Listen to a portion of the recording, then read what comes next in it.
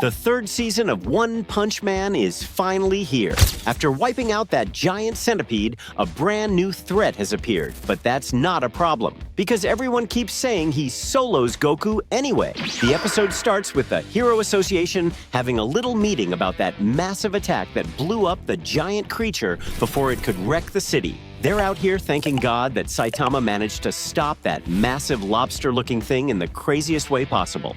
And honestly, it's hard to believe since that's the kind of feat only King could pull off. While they're all feeling lucky to have him as an ally, the old dude reports they failed to capture Silverfang. Then the meatball nose guy says Garou isn't even human anymore. He's a full-on monster now. In fact, next time they see him, he should be classified as a dragon-level threat. The big guy asks if it's normal for a human to fight Class S heroes barehanded. And the nose dude admits he's surprised Silverfang didn't win, but at least Garou got left in critical condition. So maybe he won't end up joining the Monster Association after all, which is a win for them, right? While one guy's yelling to call Blast, another one says it's pointless since that guy doesn't take orders from anyone. But if humanity's really in danger, it's guaranteed he'll show up. Out of nowhere, this dude with sausage lips shows up saying his son got kidnapped by a monster. Since it's already been 24 hours, one guy tells him to calm down because he'll be leading the mission himself. And this dude is Second Gal, walking around with his ego at max level.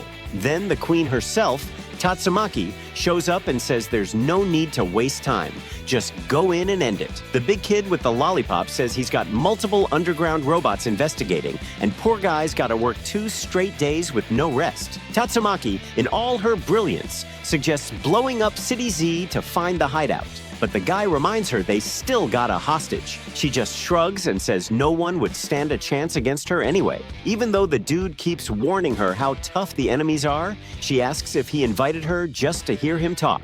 Then, suddenly, a hologram pops up from his eye, explaining that the masked dude ignored all warnings and went on the mission alone. Ronnie Coleman from Shopee looks shocked, but since that guy's never lost a battle, it kinda makes sense. Still, the fact that there's been no word from him since yesterday, maybe his first defeat has arrived. Tatsumaki doesn't care at all and asks who's even left from this trash squad. Second Gal says since the deadline's 3 days, they'll act as soon as any hero's ready. Time passes, and Atomic Samurai starts wondering why it's taking so long. The tall dude asks why there's a smell of blood coming from him.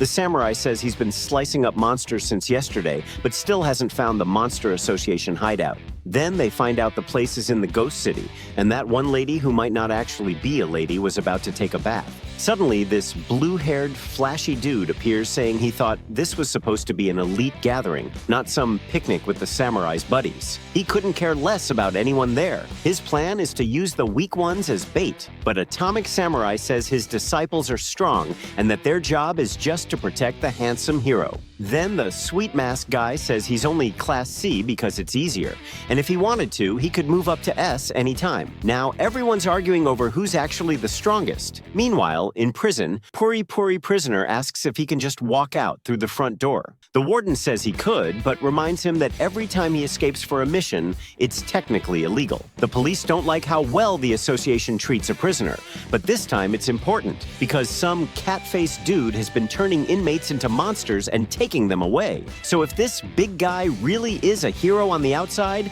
the warden wants to see him avenge the prisoners. Before he leaves, another one of his crushes shows up handing him a heart-shaped outfit, and honestly, who even knows what these guys are into anymore? Back to the little boss kid. He kicks everyone out of the room and tells Metal Knight to stop pretending he's not there. And as it turns out, the guy probably already found the hideout, but as always, wants to do things his own way. That's because if he talks, everyone could die, not just the hostage. The short boss says it'd be smarter if he joined the team. Now we learn that the monster Orochi took just one single blow to destroy most of Metal Knight's armor. So it's not really the Monster Association he's scared of, it's just the realization that the world could end and nobody can be trusted. As hours go by, the sausage lip old man starts cursing the association, calling them useless.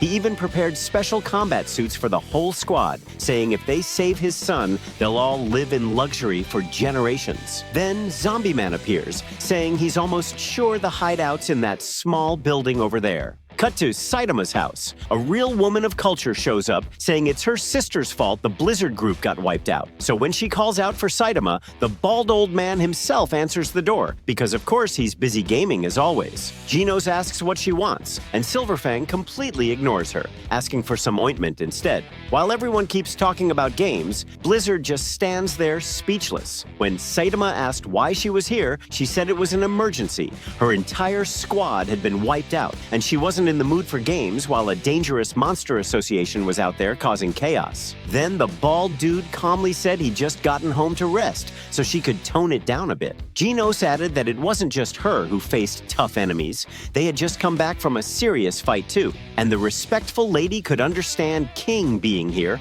but Silverfang too? That was overkill. The old man explained that he could barely move because of his back, and the old bald guy's knees were already done for. On one hand, Nevasca could understand everyone being exhausted, but she couldn't figure out why Saitama looked concerned but didn't seem to care. He just said everything was fine, so he was chillin'. That's when she snapped, yelling that only a crazy person would say everything's fine right now. The bald guy wanted to know why she was so worked up. Even King had to admit she had a point this time. When the respectful lady sat down to start a meeting, she asked if the association hadn't sent any messages to the S-Class heroes. But since Genos was busy throwing punches, his transmitter melted, so no messages for him. And the ones from the old men and King broke from the shockwaves of Saitama's punch, obviously. Nevasca said they needed to take the next step soon. But first, the cyborg needed repairs. The old guys needed rest. King had stuff to deal with,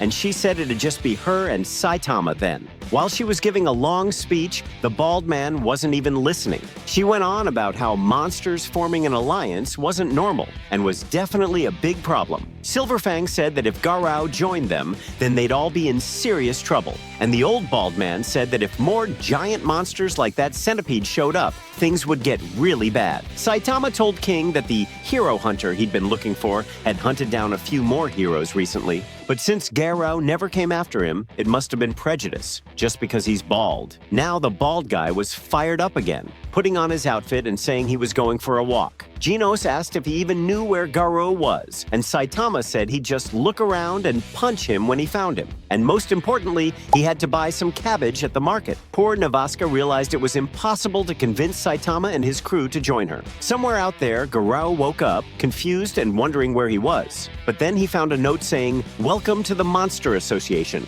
and telling him to stay in his room and not cause trouble. The dude crumpled the paper, complaining about his skin color. And man, that prison looked comfy. They even had clothes for him. But being stubborn as always, the first thing he did was leave the cell, wondering how that old geezer was doing now. That group who'd been hired was begging the monster for mercy, but he said no one was getting out alive. Since their boss had given them special suits, they might as well fight to the death. And that was all thanks to the giant mech samurai who had found them. His name was Divine Machine G5. Garou received a telepathic message telling him to stay put and wait. Meanwhile, the mecha dude said those suits were insanely valuable. But since only their users could wear them, the best option was to keep them alive as pawns. And if you were wondering where all the animation budget went this episode, now you know. Gasoza said she'd train them properly to make them useful somehow. One whip was all it took for everyone to start transforming, and she said these newbies had some real potential. That's when Garou walked in, all confident and serious, and the monster said he was up early. The creatures were screaming, asking if he was human or monster, and Garou just stared, wondering what kind of weird thing was standing behind that creature. They had brought Garou here because even though their demonic strength was huge, they lacked leadership, so they wanted him to take charge. Black Sperm said it was a good idea, especially with Garou's lone wolf, anti-hero style. But since things were serious here, Lord Orochi had one condition. He had to prove he was a monster by bringing back the head of any hero by tomorrow. When Garou heard that Silverfang and the others were still alive, he couldn't believe it. Then a bug god and a ripper demon appeared. both Dragon Class, and their mission was to follow Garou everywhere he went. Meanwhile, two lowlifes were walking around, wondering where Sonic was. And right on cue, the guy came out of the bathroom saying he hated this place. Even though he never wanted to join the monsters, the only thing that mattered now was his new power. So he could finally end Saitama once and for all. Meanwhile, back in the city, a group of people was out protesting, yelling for everyone to just surrender already. After all, the heroes they had were so trash that the monsters were obviously gonna win this war. In other words, the whole bunch basically wanted to team up with the monsters. When one guy said he'd rather die than join those freaks, the dude with the mic told his soldiers to grab him and use him as a sacrifice. Right then, Garou happened to be walking by, and before they could even touch him, the guy took down both of them with just one finger. He said it was pathetic that those idiots thought like that while underestimating the monster's power. Humanity had sunk so low that it was depressing to even think that when he finally became the most powerful monster in the world, it wouldn't even feel that impactful. News about rising crime and disasters spreading across the world was everywhere. But Garou didn't think it was fair for monsters to commit crimes just because they were free to do whatever they wanted. As he kept walking, another commotion was happening up ahead. This time, two workers were freaking out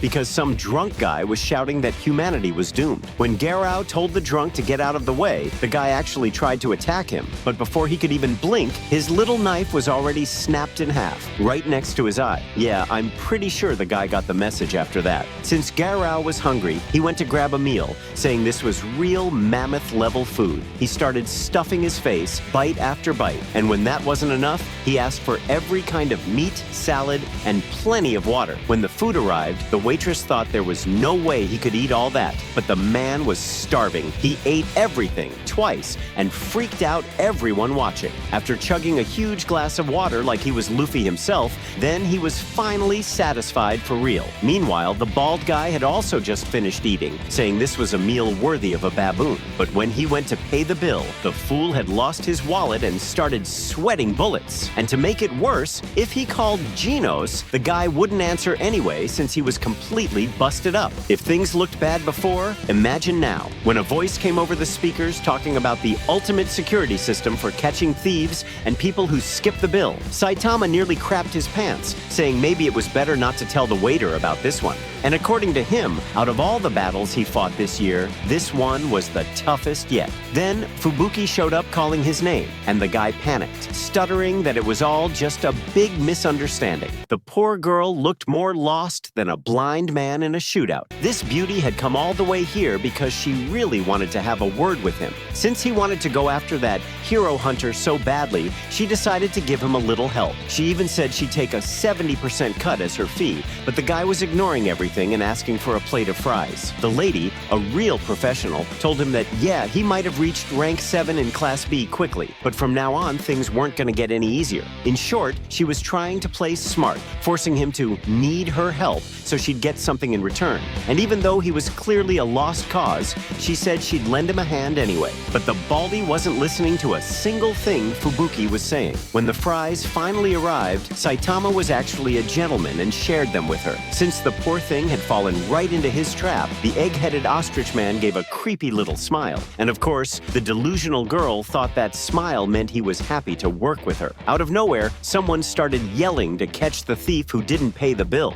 Perfect timing, Saitama pretended to go fight crime and told Fubuki to pay for everything. The poor woman couldn't believe she had to pay the whole bill when all she ate was one fry. Back to our monster boy, Garou had just finished running a marathon and was dead tired. At this point, he should have been recovering at the association, but his deal was to bring back the head of any hero. Garou said it made no sense that anyone could just become a monster like that. Real monsters should inspire fear and respect just by existing. Down below, a bunch of kids were bullying the snot-nosed boy again. When Garou saw that, he just shouted once, and the three brats ran off screaming for their moms. The hero hunter told the kid it was pathetic to cry and then complain when people made fun of him. He told him to grow a spine and act like a man. Then the kid asked if he was the old guy. Garou snapped back saying he wasn't old at all. He was only 18. Yeah, right, 18 years of gym training maybe.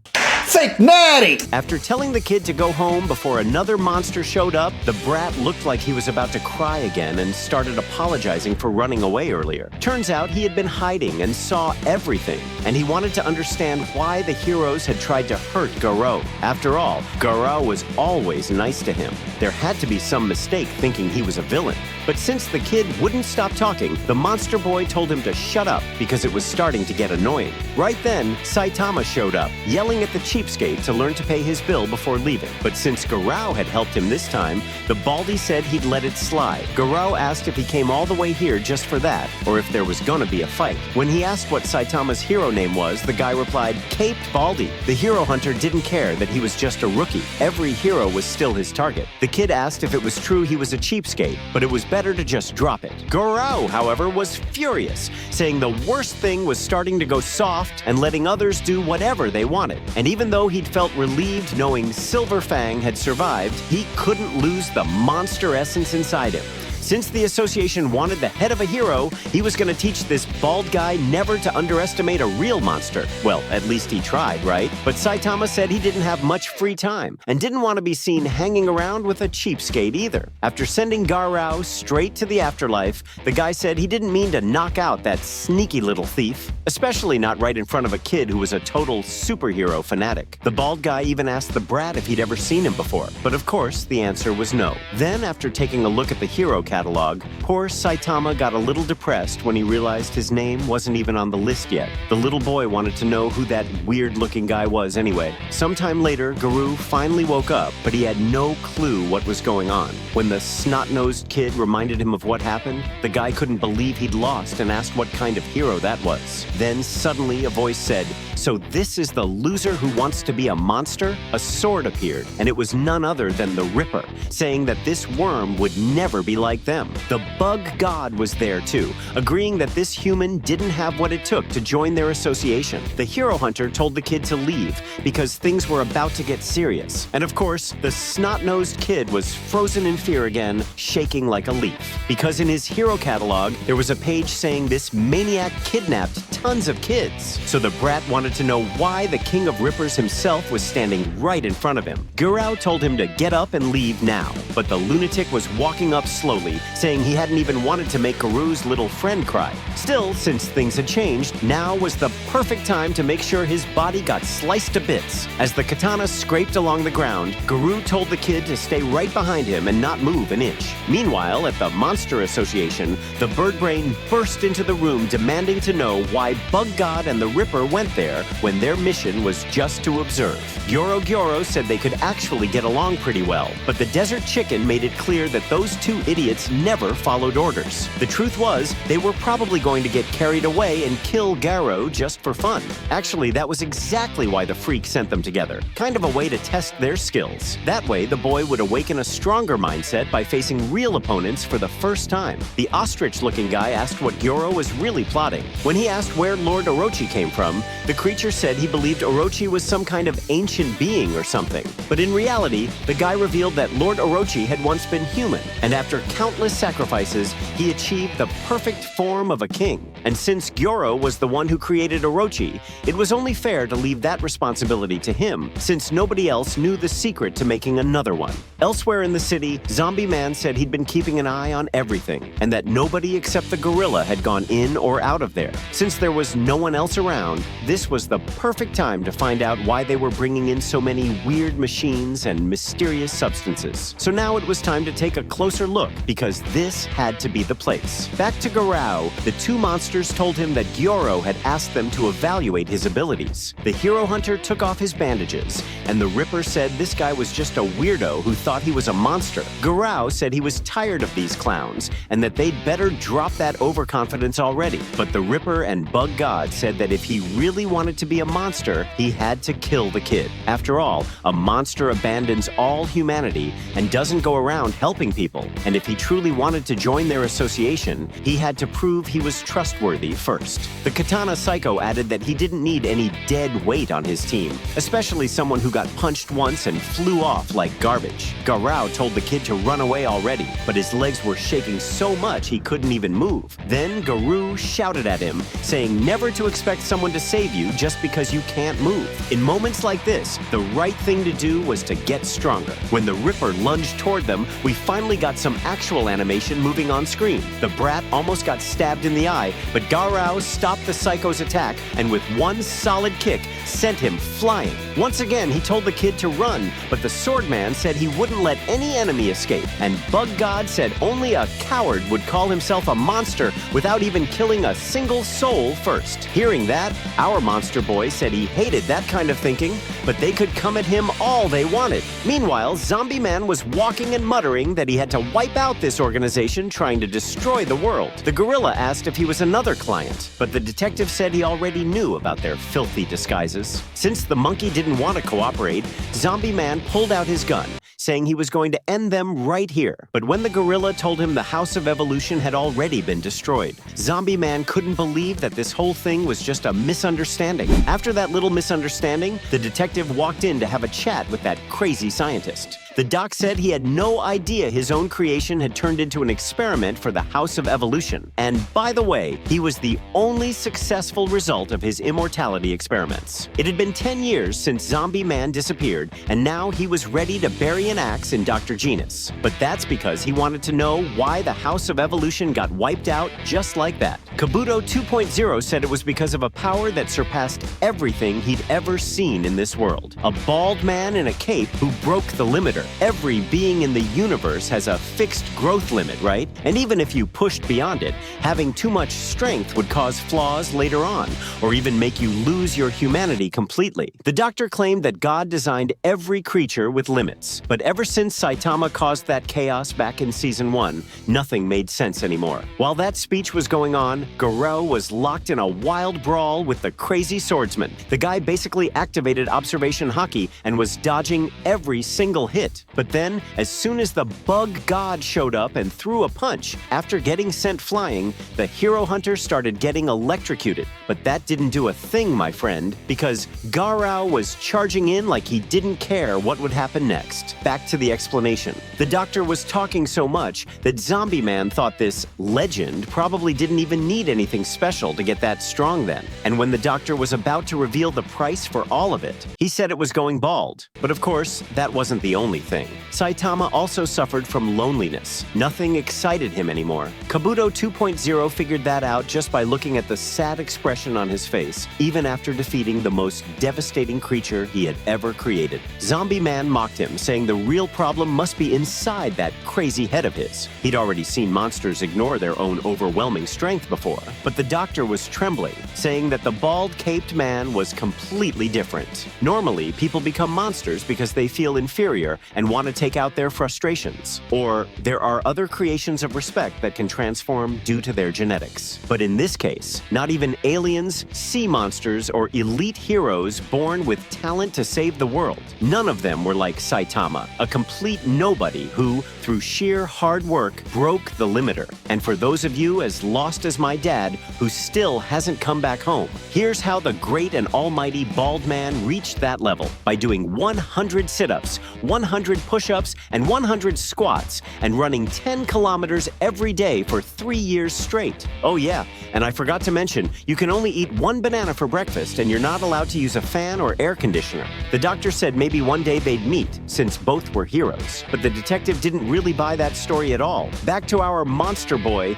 Garou was holding his own, saying none of them were stronger than Silverfang. The Ripper didn't care how strong that guy was. They'd win anyway, since it was 2 against 1. But Garou didn't even flinch. He spat out a broken tooth and said he'd already learned all their moves. Of course, the snot-nosed kid had to ruin everything by turning into a hostage. That rotten slime wanted revenge for what happened a few days ago. And while Garou was distracted, it only took 1 second for his back to get stabbed, and he started taking hits like a drum at a rock concert. If it weren't for the god of insects, the Ripper would have completely lost control and killed him for sure. And after leaving happy that he'd smashed someone someone up, poor Garou was left lying on the ground. At the bald guy's place, Genos had asked to watch the great king play video games to learn some techniques. But since the most fake hero alive had already beaten the game, the robot said it would take a while before he could reach their level. The old guys were wondering where that lazy bald man had disappeared to. Genos thought his master was so determined that he'd only come back after finding the monster's base. King knew the bald guy was strong, but even he couldn't help but worry this time. Just as they mentioned him, the man himself showed up, covered in dirt, saying he got caught in some kind of disaster. Everyone freaked out, thinking something serious had gone down. But before saying anything, he wanted to know why his house was so crowded all of a sudden.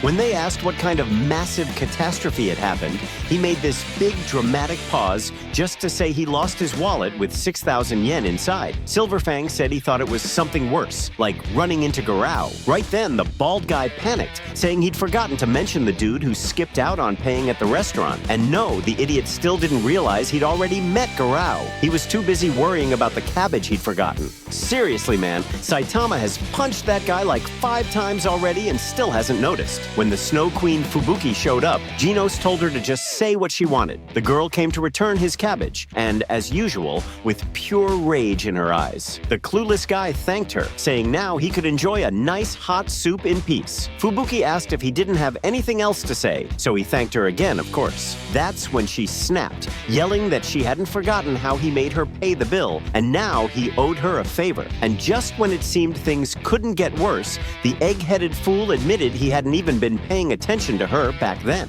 After some quick analysis, Genos suspected that maybe she wanted to become his master's disciple too. Out of nowhere, something was approaching fast, and no one wanted to call Saitama for help. Poor dude was still devastated after losing his wallet. So yeah, that meant it was up to King, who was basically about to poop himself since, well, the guy's a total fraud, and Genos has no idea. Luckily, it turned out to be some kind of robot, and it actually looked friendly. When the helmet opened, it was none other than Dr. Stench, dropping by to check on how everyone was doing after that big battle. When Genos said it was Saitama who handled everything as usual, the doctor got all excited, saying it was an honor to meet the legendary sensei himself. But the bald man couldn't care less, and just told him to take off his shoes already. Cut to the next scene. The old man was giving a whole speech, but our main guy wasn't paying attention at all, because honestly, he just wanted everyone to get out of his house. It was already cramped enough as it was. But the doc came prepared, bringing an ultra-premium meat set as a thank you gift for being such a great teacher. Now that changed everything. The freeloaders suddenly turned polite, saying they had lots to talk about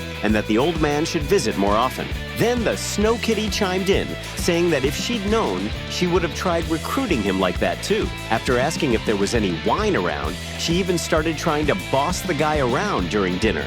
That's when Saitama lost it completely, yelling at everyone to just get out of his house already. Meanwhile, back at the Monster Association, the Psycho Swordsman was trying to sell a story that Garou attacked them out of nowhere, and that he, accidentally died. But Gyoro wasn't buying any of that and demanded the truth right away. The bug freak said Garou was just a half-baked human who thought he was a monster. The big eyeball thing found it hilarious that they came back that beaten up. Even the Ripper admitted that Brat was tougher than he looked. The snot-nosed kid, on the other hand, was freaking out, remembering what happened to Garou. And to make things worse, that sword nutcase was planning to take out all his rage on the poor kid next. But Gyoro told him to quit messing around and focus. S-class heroes could show up any moment now. Several monsters were gathering, ready for the real chaos to begin. The desert chicken was dreaming of becoming a king someday, while Super S, with her generous abundance and commanding respect, was training her slaves like a queen. There was even a monster who became a legend just for straightening his hair. And those prisoners who turned into monsters because of that cat? Yeah, they were dying to finish off Puri Prisoner. Everyone was bragging that aside from Lightspeed Flash, every other hero would be an easy kill. Those two maniacs from earlier were even doing a friendly 1 versus 1 warm-up just for fun. And finally, after a ton of PNGs, we were getting some actual animation. Punches flying left and right, explosions everywhere, and next thing you know, both guys are sent flying in opposite directions. The green-haired dude was scaling a waterfall like some kind of ninja. And yeah, he had supernatural powers, but according to him, he wouldn't even need them against those worms. Meanwhile, Sonic was out there, taking a dump, losing weight, and convinced he was turning into a monster too. Back at the base, the Ripper started dragging the kid to the cells when G5 showed up, holding Metal Knight's head, saying he'd analyze it later. Now, the scared little snot was tossed in jail, right next to the guy with the sausage lips. Not even a minute passed before he was getting bullied for his snacks and called useless. The spoiled brat bragged that since his dad was important, tons of heroes would come save him soon, but the kid had to become his subordinate first. Then the slimy one told them to drop that nonsense because anyone who tried to invade this place would just die. Once again, the spoiled kid shouted back, saying Metal Bat would wipe out all the monsters by himself. While the poop-colored slime laughed, the snot kid sadly admitted that many of those heroes were already gone for good. All the monsters were confident. They were ready to destroy any wannabe hero who dared to enter their hideout. And just as Lord Orochi appeared, Garou was still lying on the ground, but this time his hand moved. Out of nowhere, a replay started showing everything that had happened before our monster kid got knocked out. And do not ask me why, but the guy actually woke up wanting to know why he was sleeping after losing to a monster. Not to mention that kid who got kidnapped, Garou had no clue where he was. While Garou was thinking about tending his wounds, something very strange happened. He was completely intact, not a scratch anywhere. Whatever went down, this dude was now radiating way too much aura. At the Hero Association, Kid said the signal from number 3 vanished, so everything pointed to the base being locatable soon. Second Gal showed up saying Tatsumaki would not stop rushing them, and to make things worse, 2 heroes were still in the hospital, another one had disappeared, and Metal Knight and Watchdog Man refused to join. Zombie Man was coming by subway, and Silverfang, Genos, and King had not shown any sign of life. Long story short, these guys were more screwed than an overweight knee. The short one said he ran some checks and the cyborg lived right in the ghost city where the Monster Association's base was. Weird that the town he was born in just vanished off the map. Second Gal thought secrets were normal. Everyone has them. But Kid wanted to make the point that they did not even know the enemy's strength. Imagine if there was a traitor among them. And apparently Metal Knight's words made him suspicious of the newbies. Even though Second Gal suggested asking Genos directly, Kid thought it was better to exclude him from the operation. On top of that, he suspected Silverfang let Garou escape because of that old mentor attachment thing. So he wanted to leave everyone out and keep King as one of the main pieces. When Nose Guy realized everyone was going to be excluded from the operation,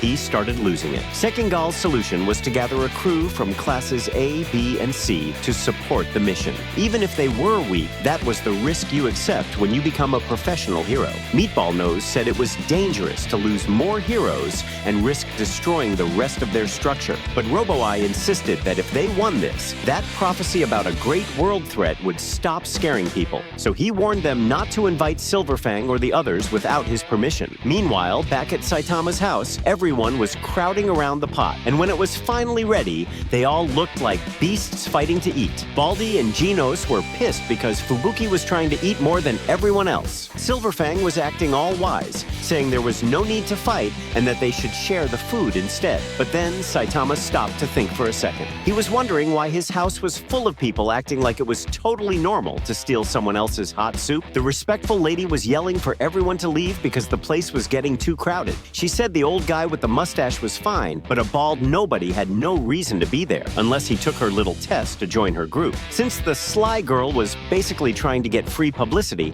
Saitama had to yell at the cyborg not to destroy her. The robot boy said he wasn't like that, and that it was time to share things with friends and forget about battles. But when Genos said she wasn't a friend, they started arguing again, forgetting they were supposed to be on the same side. The crazy doctor was shocked, because it was the first time he'd heard the cyborg talking back to him like that. Not even a minute later, the hot-headed girl was already trying to hire him to build weapons for her Fubuki group. After Silverfang asked what he thought about having disciples, Saitama said it was no big deal. And since the old man kept bugging him with questions about where he went wrong, Genos told everyone not to bother his master during mealtime. And the whole dinner went on like that. Every time something annoyed the cyborg, he'd go complain to someone about it. The egg-headed guy said it it was impossible to relax with so many people there and that they should all leave after eating. When he tried to wake up King, who was lying on the floor, the guy wasn't even moving. Back to Garou, he found a passage leading to the monster's hideout, and Gyoro had already detected someone's presence. Since it made no sense for anyone to invade that place alone, he ordered his crew to bring the intruder in if it was a monster, and if it wasn't, they could do whatever they wanted. The next morning, that idiot King ended up sleeping at the protagonist's house after fainting from a piece of meat. But to make up for the stay, he just had to take out the trash, and everything was fine. The fakest hero alive was impressed that he actually slept well and that the day had started calmly, which made sense. Since this was Ghost City, nobody wanted to live here anyway. Even though he thought Saitama had scared away all the monsters, sometimes those rats were still hiding underground. And of course, the coward was terrified one of those things would pop out. When he got back home, the association was relieved because they'd spent days trying to contact him. And after finding out he was in City Z, those idiots thought the stains on his shirt were from some monster he'd fought. His biggest fear was that every hero would suffer the same fate as that team he had sent before. Even after Second Gal told him to rest a bit, Sausage Lip Guy had a bad feeling. If even Metal Bat of S-Class lost, it was hard to trust anyone. He was desperate,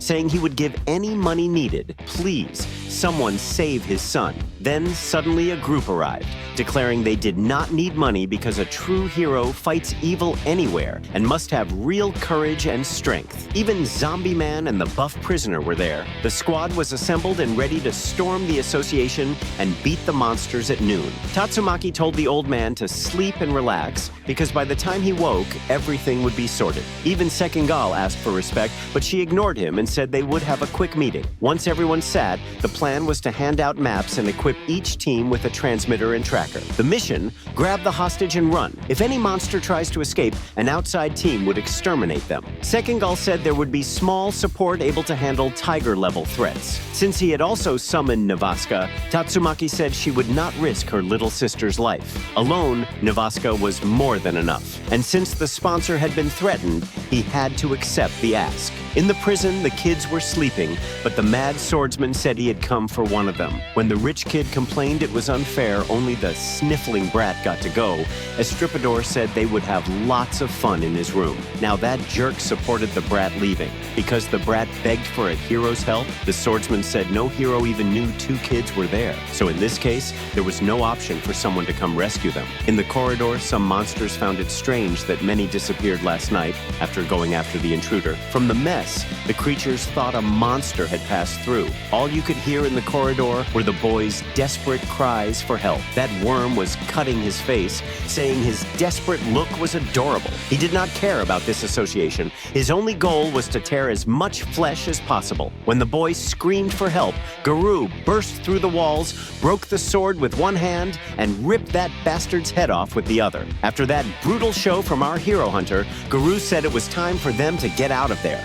Since he wouldn't stop bleeding, the only option was to grab that crazy guy's clothes and use them as bandages. He made it clear if that snot-nosed kid got caught again, this time he'd die for sure. When the kid asked how he even knew where to find him, Garou just said, "Because I'm a monster." Right then, two dumb little monsters showed up thinking they'd get lucky, but they turned into memories real quick. Since he'd already gotten his revenge and had nothing else to do there, Garou decided to leave. He was running so fast that the kid couldn't believe he could move like that even while injured. Turns out, one of the monsters had tracking powers, and luckily they were too busy, or else those two would have been surrounded. Then the boy begged him to save the other kidnapped kid too, but Garou said he came for revenge, not to help anyone. That's when a huge paw came crashing down. The kid froze in fear, and Garou told him to stay back. They were now face to face with a terrifying creature. Even Garou's heart was pounding just looking at that thing. So slowly they backed away, trying not to end up as lunch. But then came the buffed up Jerry, a horned freak with dozens of eyes and a dude with a shower head for a skull. Their goal? Teach this cocky human a lesson. Too bad Garou didn't even need to try. He beat them senseless, and the kid said he was getting way stronger. The rat regenerated, and the showerhead guy said this human was fighting demon-level monsters. Garou smirked and said, "Then that makes you dragon-level, huh?" The buff guy yelled at him not to get cocky, since only the top-tier monsters were that strong. The horned mummy charged, but Garou kicked him away like trash. He mocked them, saying they were all useless. Then that horned dude got thrown straight toward the giant beast and ended up as soda can paste. But the noise pissed the beast off, and the dragon-class mutt launched a massive energy blast their way. If it weren't for Garou, the kid would have been toast. The ground shook so hard that even Saitama got a bit worried, though he said he'd check it out after finishing his manga. The city was falling apart, and the only thing left to do was run. Garou wondered if this was really the power of the top monsters here. He told the kid to get lost before he got killed, but the kid panicked, saying he couldn't survive alone. Right as the dog monster launched another blast, Garou jumped in shouting, "Don't you dare look down on me!" He thought he'd taken the beast down, but then came another massive energy orb right to his face. As Garou braced for impact, he wondered if that was how he'd die, still so far from reaching his goal. The beast kept spamming energy bombs like Rasengans, but since the anime's called Garou, of course he was dodging like a pro. Then came one final explosion so huge it made the whole city shake again. The monster thought he'd won, until Garou showed up hanging from the wall, yelling for that mutt not to get too cocky, cause now he was gonna make him sit like a good dog. But even Garou's best hit didn't work. The beast bit him hard and slammed him around like a rag doll. The shockwaves were so strong that Saitama couldn't even focus on reading anymore. If things looked bad before, now Garou had been smashed straight down, landing right in Gyoro's room. Garou couldn't move, and the monster was thrilled that this human invader actually met his expectations. Somehow, Gyoro had psychic powers, moving things without even touching them. When Garou asked why his minions attacked him, Gyoro froze his body and said he was proud of his evolution. But now it was time to talk. Meanwhile, after brushing his teeth and putting on gloves, Saitama finally decided to check what caused all that shaking. Gyoro couldn't believe Garou had survived those dragon-level blasts, but said it still wasn't enough. He needed to learn the secret art of monsterification. Basically, you had to surpass death again and again as a human, letting your mind and body grow more monstrous each time. He said he tried feeding monsters to other monsters, blood transplants, but none of it worked. Only by overcoming death itself could someone reach the top. After many failures, the first successful experiment was Orochi, the king of monsters. But Garou had even greater potential, maybe strong enough to surpass Orochi himself. When Gyoro offered an alliance, Garou got pissed and said he didn't need anyone's help. Still, Gyoro refused to give up on him, using a psychic force even stronger than Tornado and Fubuki combined. But Garou wouldn't bow to anyone. His willpower kept adapting and pushing back against that insane pressure. Not even the heavy rocks trapping him could stop him. He mocked Gyoro, saying that if this was the best the great strategist could do, then he was pathetic. He'd already figured out Gyoro couldn't use two powers at once, so he called him a mediocrity unfit to train a genius. Now, Garou said, it was time to destroy the brains behind this monster association, and then the real fun would begin. But Gyoro didn't want to waste his energy before the heroes arrived, so he summoned Lord Orochi, and judging by Garou's face, someone might have just soiled their pants. Everything started shaking again. A giant hand appeared, and Gyoro wished him good luck, because the king of monsters had just shown up to demonstrate what a real monster is. Back upstairs, Saitama was realizing everything happening in his manga was happening to him too. Then he thought, in real life, there's no boss monster behind every organization. A few goons showed up behind him. He punched them once, saying anime fights looked way more fun. Down below, Gyoro begged Orochi not to kill the boy. Garou hit the ground like a sack of bricks, yet somehow still stood up. His determination was insane. Then, out of nowhere, Orochi stabbed him right through the chest with his horns, his favorite move since his human days. Even bleeding out, Garou stood tall, saying this wasn't the first time someone pierced his chest. Now it was a true one-on-one. The battle was about to get wild. Orochi teleported and split a monster in half, but Garou dodged everything with insane reflexes. Gyoro couldn't believe that kind of speed after all the damage he'd taken, but Garou knew dodging wasn't enough. He went berserk, saying he'd find Orochi Orochi's weakness since he was once human too. It was a miracle he wasn't eaten alive. Orochi shifted into an even weirder form. Garou asked if he really had to fight a giant worm now. So the worm blasted a wave of fire, but Garou tanked it like it was nothing. Still, the more he fought, the more his humanity seemed to fade. Gyoro said Orochi was a supreme life form that no one could ever defeat. Garou stood again, telling them not to underestimate a genius who learns from every move. That monster might be strong, but he lacked something crucial, true fear. So Garou said he'd show him what real fear looked like. But guess what? Orochi copied all of Garou's moves and said he'd show him what a real monster was. Garou didn't care. He said it was flattering for someone to copy his techniques after seeing them once, but now he'd teach that king how it's really done. We didn't see what happened next, but poor Garou was left lying there like trash. Gyoro said that the purer someone's heart is, the more weaknesses they have.